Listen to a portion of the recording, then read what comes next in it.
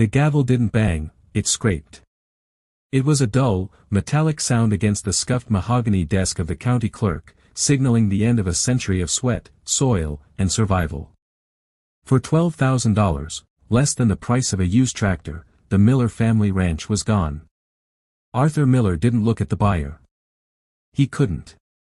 He just stared at his own hands, calloused and stained with the grease of a broken baler he would never have to fix again. To the regional vice president sitting in the front row, it was just a non-performing asset cleared from the ledger. To Arthur, it was an execution. The high plains of West Texas do not forgive weakness, whether in the soil or in the soul. For 3 generations, the Miller Ranch had spanned 4,000 acres of scrub oak, stubborn grama grass, and deep, red dirt. It wasn't rich land, but it was honest land. It had survived the Dust Bowl, the brutal drought of the 50s, and the skyrocketing interest rates of the late 1980s. But it could not survive a structured default engineered by a modern commercial bank looking to clean up its balance sheet before a corporate merger. Arthur Miller was 54 years old, a man built out of lean muscle and quiet habits. When his father passed away 6 years prior, Arthur inherited the land along with a moderate operational line of credit from First Federal Security Bank. It was a standard agricultural loan arrangement used by thousands of ranchers across the country. You borrow against the equity of the land to buy seed, feed, and diesel in the spring, and you pay it back when the cattle go to auction in the fall. For decades, the relationship with the local branch had been handled with a handshake and an understanding that weather patterns don't always align with fiscal quarters. But the banking landscape changed. First Federal was absorbed by a multinational holding company based out of Dallas. And the local branch manager, a man who had known Arthur since childhood, was replaced by a compliance officer named Marcus Vance. Vance didn't look at weather patterns, he looked at risk matrices and debt-to-income ratios. When a historic late-season blizzard wiped out 40% of Arthur's newborn calves, Arthur knew he was going to miss his October payment. In the old days, a quick meeting at the branch would have extended the terms. Vance, however, saw an opportunity. Using a highly technical, completely legal acceleration clause buried deep within the fine print of the standard loan modification paperwork Arthur had signed the previous year, the bank declared the entire balance of the loan due immediately. It wasn't just the missed seasonal payment, it was the entire $250,000 principal. Arthur was trapped in a financial vice. He had 30 days to raise $250,000 in a county where everyone else was struggling just as hard. The bank's legal team moved with terrifying, bureaucratic efficiency. They filed a notice of default, initiated a non-judicial foreclosure proceeding under Texas Property Code, and scheduled a public auction on the steps of the county courthouse. To minimize competition and ensure they could reclaim the title cheaply, the bank published the legal notice in a tiny, obscure legal gazette rather than the regional newspaper. On the day of the sale, the only attendees were Arthur, his tearful daughter Sarah, and a representative from a shell corporation called Lone Star Holdings LLC, a subsidiary quietly managed by the bank's own real estate disposal unit. The bidding opened and closed in less than 2 minutes. Lone Star Holdings offered a shockingly low bid of $12,000 above the remaining secondary lien balance, exploiting a legal loophole that allowed them to acquire the deed for a fraction of its actual agricultural appraisal value. By law, the bank could claim the property was sold at a fair market value, determined by a distressed auction environment. Arthur's lawyer, an aging small-town practitioner named Thomas Byrne, tried to argue that the sale was unconscionable, but the paperwork was airtight. The bank had followed the absolute letter of the law, even if they had completely hollowed out its spirit. As Arthur walked out of the courthouse into the blinding midday heat, the reality began to sink in. He had 90 days to vacate the house he was born in. His cattle would have to be liquidated at a loss, and his family's legacy would be erased.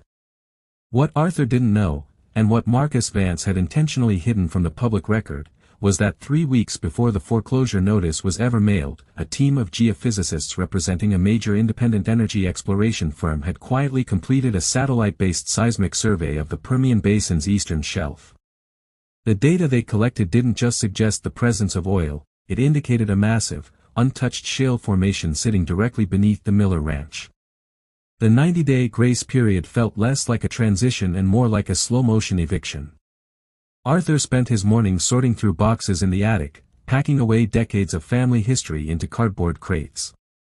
Every photograph, every old leather saddle, and every piece of heavy iron machinery carried the weight of an era that was being forcefully brought to a close. Down at the local diner, the townspeople spoke in hushed tones when Arthur walked in. In a small rural community, a foreclosure is viewed like a contagious disease. Everyone sympathizes, but everyone is also terrified it might happen to them next. Meanwhile, on the 32nd floor of a glass and steel skyscraper in downtown Dallas, the mood was entirely different. Marcus Vance stood before a mahogany conference table, projecting a series of highly technical geological maps onto the wall. The men sitting around the table weren't ranchers, they were corporate asset managers and energy lawyers. The maps didn't show soil quality or grazing pastures. They showed subterranean seismic wave reflections, deep structural faults, and cross-sectional density readings of the Wolfcamp Shale formation. The data was undeniable.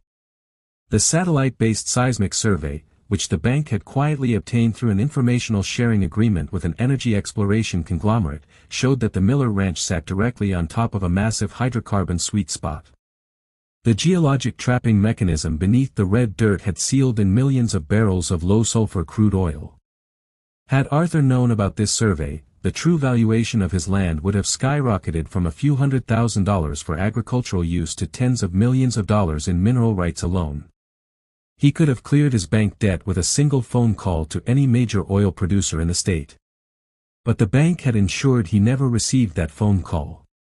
By accelerating the loan and rushing the foreclosure through an obscure non-judicial auction, they had successfully severed Arthur from the land before the energy company could publicly announce their drilling intentions. Under Texas law, mineral rights typically travel with the surface land deed unless they have been explicitly severed and reserved in a prior transaction. Because Arthur's grandfather had purchased the land in one complete fee simple bundle, the bank's shell corporation, Lone Star Holdings, now controlled every square inch of the surface, and everything thousands of feet beneath it. The deception might have worked perfectly if it weren't for a junior landman named David Vance, no relation to Marcus, who worked for the energy company. David's job was to audit the county property records to verify clean titles before the company began deploying drilling rigs. While reviewing the deed transfers at the county clerk's office, David noticed a glaring anomaly. The date on the bank's internal authorization for the foreclosure auction perfectly lined up with the exact week the confidential seismic data had been uploaded to the shared corporate server. David wasn't a corporate saboteur, but he was a local boy who grew up 2 towns over. He knew the Miller family name, and he knew that an honest rancher had just been wiped out for $12,000 on a piece of property that was suddenly worth a fortune. Feeling a deep sense of unease, David quietly made a photocopy of the internal corporate timeline, slid it into a plain manila envelope, and drove out to the Miller Ranch under the cover of dusk. Arthur was sitting on his porch, watching the sunset over the empty corrals, when David's pickup truck pulled up the gravel driveway.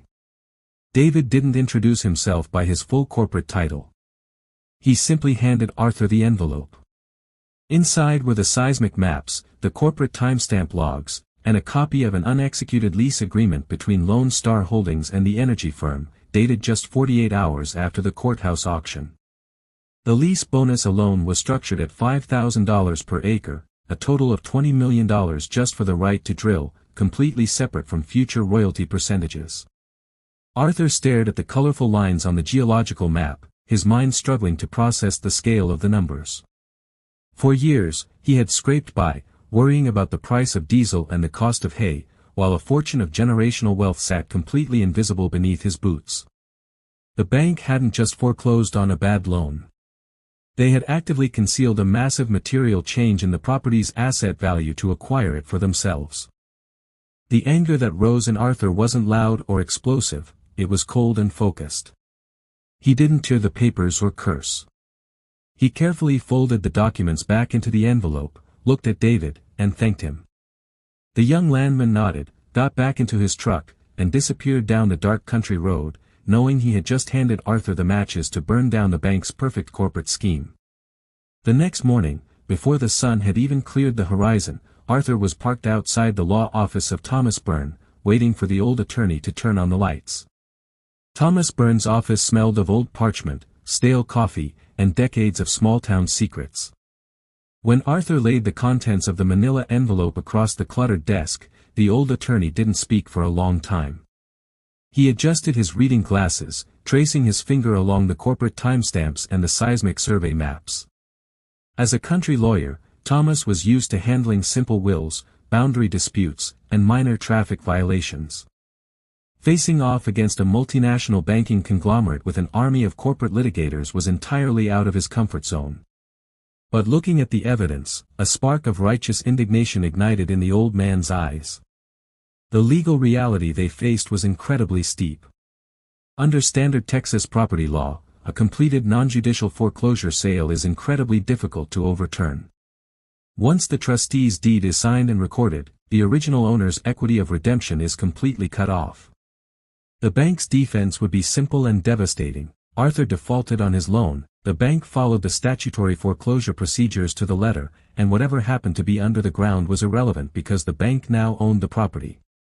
They would argue that they had no legal duty to disclose a geological survey to a borrower in default.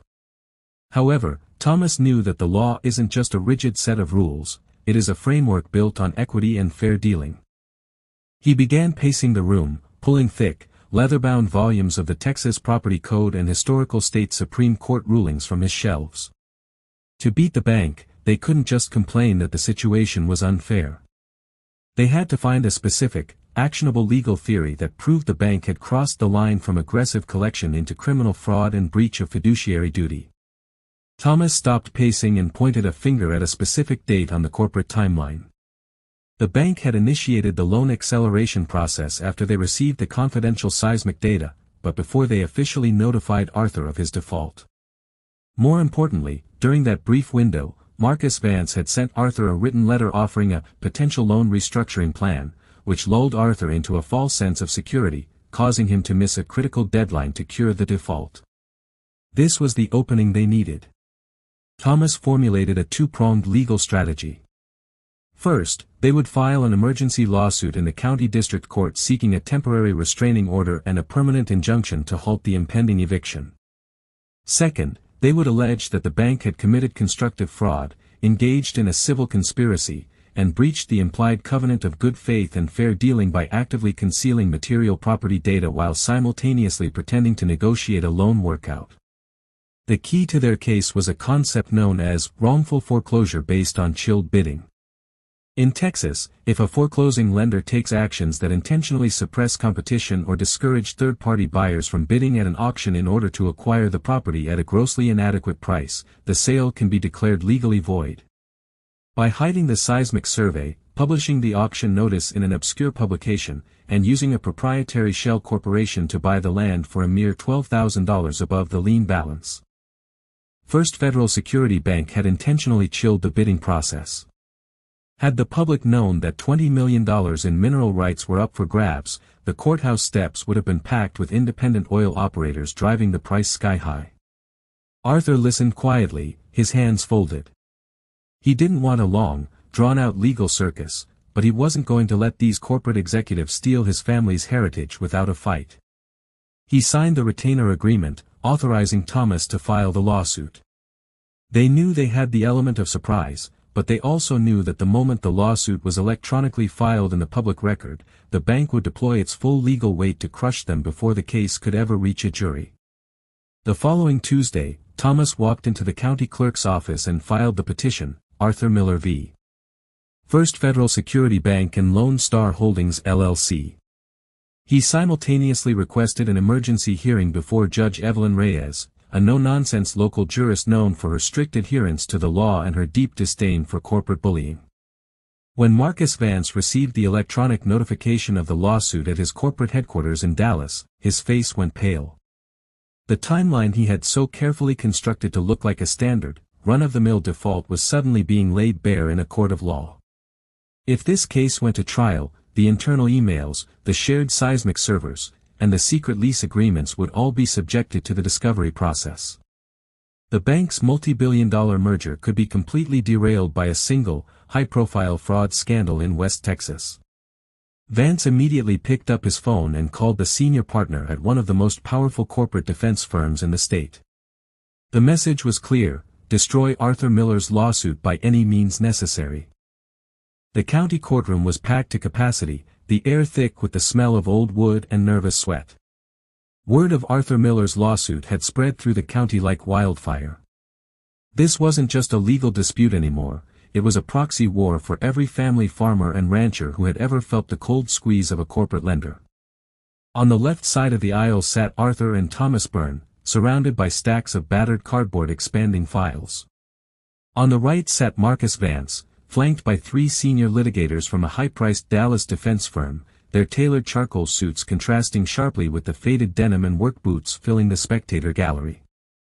The lead defense attorney, a sharp-tongued litigator named Harrison Croft, didn't waste any time. He immediately moved for a summary dismissal of the case, arguing that Arthur's lawsuit was a frivolous attempt to back out of a legally binding foreclosure. Croft stood at the podium, his voice radiating smooth, unshakable confidence.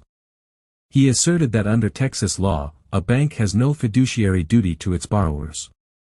They are arm's-length commercial entities.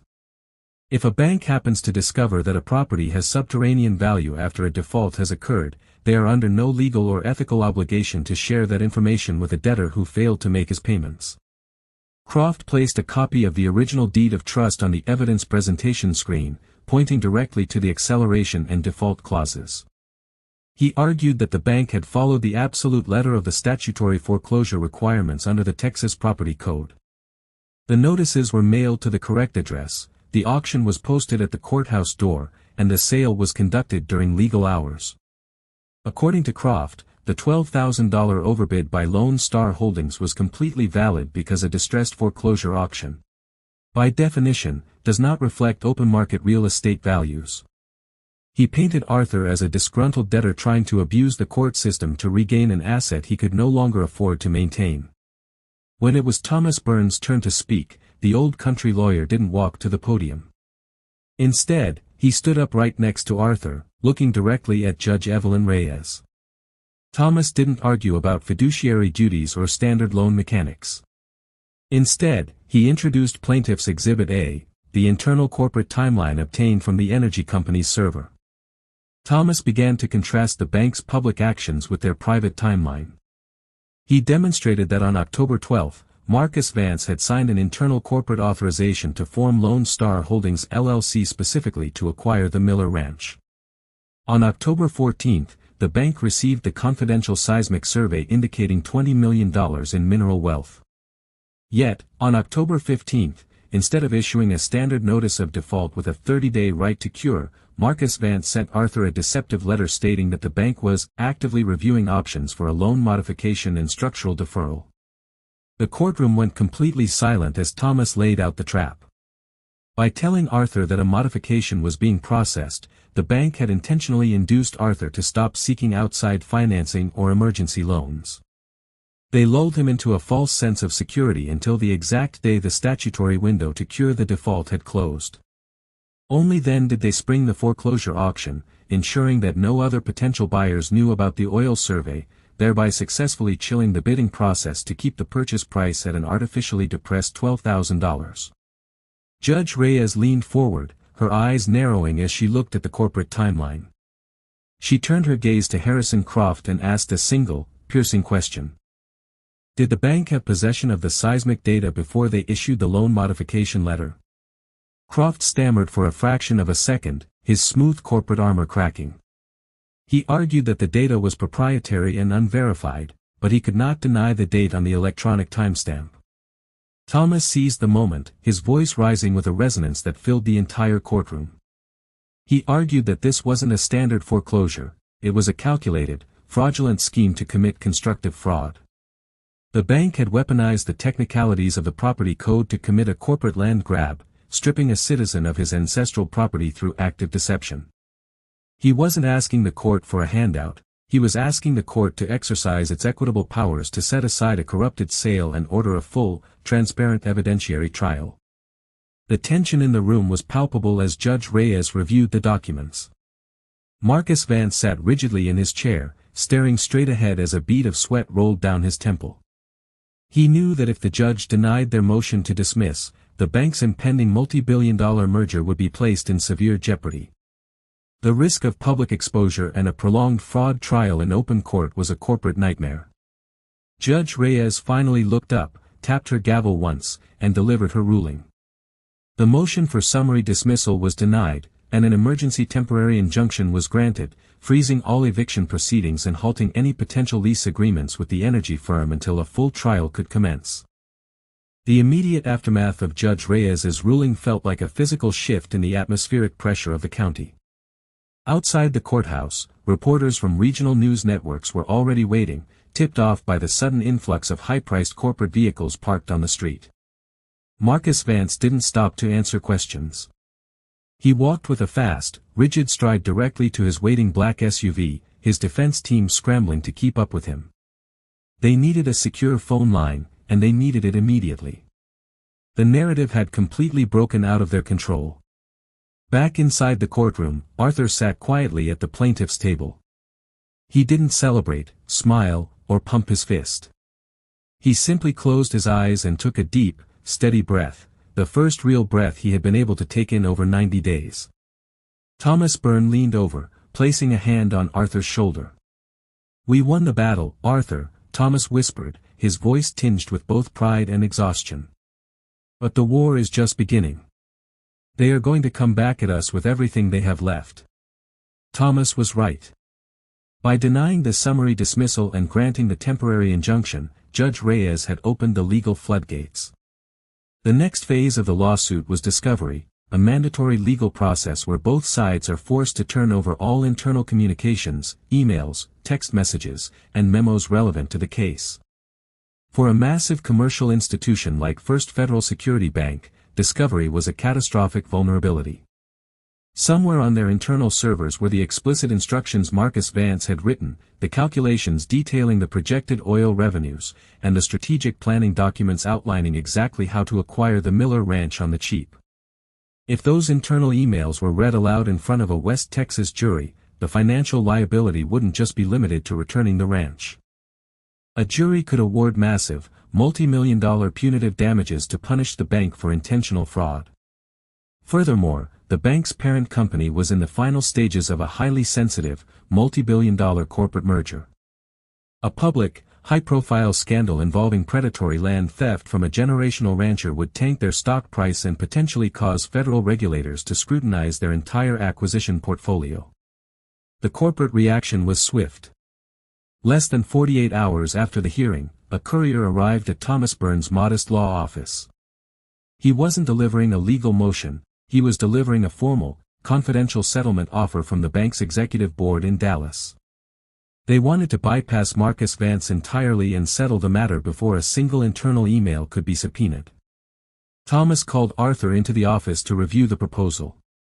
The bank's initial offer was staggering. They would completely void the foreclosure sale, reinstate Arthur's original loan with a 0% interest rate, and pay him a cash settlement of $2 million in exchange for a strict non-disclosure agreement and a full dismissal of the lawsuit with prejudice. To an ordinary country lawyer, it was the payday of a lifetime. To Arthur, it was an admission of guilt written in corporate legalese. Arthur looked at the paperwork, then looked up at Thomas. "If I sign this, what happens to the oil?" he asked. Thomas adjusted his glasses, scanning the fine print. "The settlement allows you to keep the surface land, but it requires you to split the subterranean mineral rights 50-50 with the bank's subsidiary, Lone Star Holdings. And because of the non-disclosure agreement, you can never tell anyone what they did to you." Arthur shook his head slowly. "They tried to steal my grandfather's land, Thomas. They tried to erase my family from this county so they could line their pockets with something they didn't sweat for. I'm not splitting anything with them, and I'm sure as hell not keeping their secrets." Arthur rejected the settlement. He instructed Thomas to send a counteroffer that was completely non-negotiable. The terms were absolute. First Federal Security Bank would completely void the foreclosure and return the deed to Arthur with no strings attached. The bank would completely extinguish his outstanding loan balance as compensation for the wrongful foreclosure and emotional distress. Most importantly, Arthur would retain 100% of the mineral and oil rights, and there would be absolutely no non-disclosure agreement. The bank had 24 hours to accept, or they would proceed directly to the discovery deposition of Marcus Vance. It was a massive gamble. If the bank refused, Arthur would be locked in a brutal, multi-year legal war that could drain whatever resources he had left. But Arthur knew he held the ultimate leverage. The bank's clock was ticking faster than his. Their corporate merger was scheduled to close in 30 days, and they could not afford to let this lawsuit remain active on the public docket. The corporate executives in Dallas fought, argued, and threatened, but their high-priced lawyers ultimately delivered the hard truth: Arthur Miller held all the cards. The risk of proceeding to a fraud trial was a corporate death sentence for the merger. At 4:45 p.m. on the final day of the deadline, a signed copy of Arthur's counterproposal was electronically transmitted back to Thomas Byrne's office. The bank had surrendered completely. 1 week later, the legal paperwork was officially recorded at the county clerk's office. The fraudulent foreclosure was declared null and void, the deed was restored to Arthur's name, and his bank debt was wiped out to a balance of zero. Arthur Miller was once again the sole, undisputed owner of the 4,000-acre ranch. With his title secured and his ownership unassailable, Arthur finally picked up the phone and called the independent energy exploration firm that had conducted the original seismic survey. This time, there were no middlemen, no predatory shell corporations, and no hidden agendas. Arthur sat down at his own kitchen table with the energy company's executives, flanked by Thomas Byrne. The lease agreement they negotiated was historic for the county. Arthur granted the company the right to drill, but he secured a massive $22 million upfront signing bonus, coupled with a 25% continuous royalty fee on every barrel of oil extracted from the Wolfcamp Shale formation beneath his land. He also insisted on strict environmental protections, ensuring that the drilling sites would never interfere with the natural grazing pastures of his cattle or contaminate the deep water wells that had sustained his family for a century. As for Marcus Vance, his corporate career was effectively over. To protect the merger, the bank's board of directors used him as a scapegoat, quietly terminating his employment for violating internal corporate ethics guidelines and stripping him of his executive bonuses. He was left with a ruined reputation and the very real prospect of a civil lawsuit if the bank decided to pursue him for independent misconduct. On a crisp, clear autumn morning, the heavy iron gate at the entrance of the Miller Ranch swung open. A flatbed truck arrived, carrying a brand-new, top-of-the-line green John Deere tractor, the exact model Arthur's father had always dreamed of buying but could never afford. Arthur stood by the fence line, watching the machine roll down the driveway. The high plains of West Texas looked exactly the same as they had a few months ago, dry, vast, and stubborn. But everything had changed. The land that had almost been stolen for $12,000 was now a generational fortress, securing the financial future of the Miller family for centuries to come. Arthur walked over to his old truck, leaned against the worn leather seat, and looked out across the horizon. The bank had tried to use the cold, calculated mechanics of the law to destroy him, but they had forgotten one fundamental truth: the red dirt of Texas doesn't belong to the numbers on a corporate ledger. It belongs to the people who are willing to bleed for it.